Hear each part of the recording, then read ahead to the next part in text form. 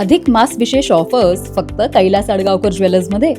15 मे ते 15 जून दरम्यान चांदीच्या मजुरीवर 50% सूट आणि सोन्याच्या मजुरीवर 30% सूट.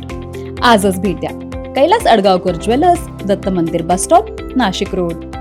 माननीय पोलीस आयुक्त श्री संदीप कर्णिक सर, माननीय पोलीस उपायुक्त परिमंडळ 2 श्री किशोर काळे सर, माननीय सहाय्यक पोलीस आयुक्त नाशिक रोड विभाग श्रीमती संगीता निकम मॅडम सो यांनी नाशिक शहरात दिनांक 18/6/2026 रोजी नाशिक रोड पोलीस स्टेशन हद्दीमध्ये रेकॉर्डवरील गुन्हेगार चेक करणे, टवाळखोर कारवाई, चोरीची वाहन चेक करणे बाबत कारवाई करून कॉम्बिन ऑपरेशन राबवण्याबाबत आदेशित केले होते. त्याप्रमाणे दिनांक 18/6/2026 रोजी कोम्बिंग ऑपरेशन करता नाशिक रोड पोलीस स्टेशन हद्दीमध्ये नाशिक रोड रेल्वे स्टेशन परिसर, नवले कॉलनी परिसर, त्यानंतर छत्रपती शिवाजी महाराज पुतळा या परिसरामध्ये कोम्बिंग करिता माननीय वरिष्ठ पोलीस निरीक्षक श्री जितेंद्र सपकाळ सर, तसेच पोलीस निरीक्षक श्री घनदाट, त्यानंतर आम्ही स्वतः, तसेच गुन्हे शोध पथकाचे पोलीस हवालदार विशाल पाटील, पोलीस हवालदार सागर आडणे, पोलीस हवालदार महेंद्र जाधव, पोलीस शिपाई अरुण गाडेकर, पोलीस शिपाई रोहित शिंदे, पोलीस शिपाई योगेश रानडे असे व इतर पोलीस स्टाफ असे कोम्बिंग ऑपरेशन करता रवाना झाले. त्या पद्धतीने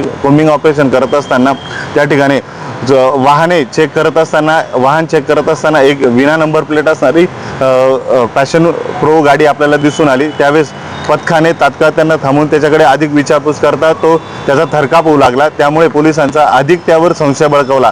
म्हणून गाडीचा अभिलेख तपासला असता तर त्या गाडीचा अभिलेख तपासल्यानंतर त्या गाडीचा क्रमांक हा MH15 DP 0542 असा क्रमांक दिसून आला. त्यावेळेस गुन्हे शोध पथकातील पोलीस अंमलदार अरुण गाडेकर यांना सदर गाडी संदर्भात पोलीस स्टेशन या ठिकाणी अभिलेख तपासण्याबाबत कळवले असता तर त्या ठिकाणी असं निष्पन्न झालं की नमूदचा जो गाडी आहे ती नाशिक रोड पोलीस स्टेशनकडील गुन्हा क्रमांक 372/26 भारतीय न्याय संहिता कलम 303(2) प्रमाणे या गुन्ह्यातील ती चोरीस गेलेली मालमत्ता आहे. तसंच सदर त्या संशयित इसमाचं नाव पत्ता विचारता सचिन प्रकाश कदम असं त्यांनी नाव सांगितलेलं आहे. एकंदरीत सदर कारवाईमध्ये नाशिक रोड पोलीस स्टेशनकडील